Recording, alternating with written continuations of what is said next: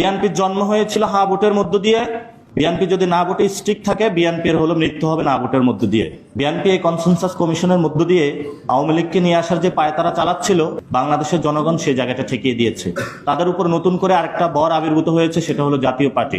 জাতীয় পার্টি এবং আওয়ামী লীগ প্রশ্নে আমরা কোনো ছাড় দিব না, কারণ তারা আমাদের পিঠের চামড়া তুলে নিয়েছিল।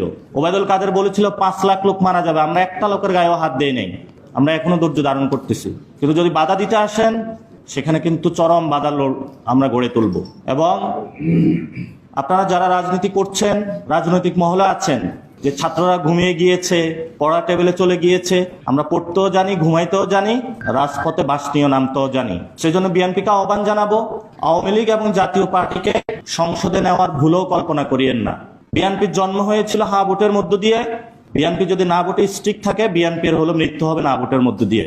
এই জন্য আমরা বলবো, বিএনপি একটি বড় দল, আপনারা না ভোটের মধ্য দিয়ে নিজেদের মৃত্যুর কবর রচনা করবেন না। আর ডক্টর ইউনূসের কাছে আহ্বান জানাবো, দ্রুত গতিতে এই আদেশ জারি করেন, জনসম্মুখে উপস্থিত হন, আমাদের হাতে সময় বেশি নেই।